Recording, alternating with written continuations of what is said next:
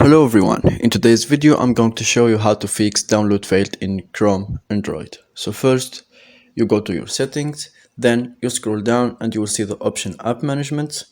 When you click on it, you will see App Settings. You choose that option and in the search bar you type Chrome.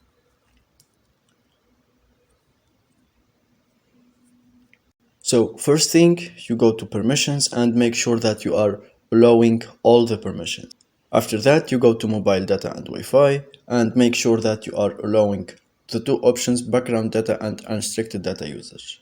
After that, you scroll down and you go to install unknown apps and you make sure that you are allowing this option. When you finish all those steps, you go to your Chrome, then you type the three dots and you go to settings. Then you scroll down and you go to download options. Then you go to download location and you make sure that you are allowing. Just like this, you can fix the problem of download failed in Chrome, and to make sure that all the steps works, you can restart your phone. Thank you for watching. If you find this video helpful, don't forget to subscribe and like the video.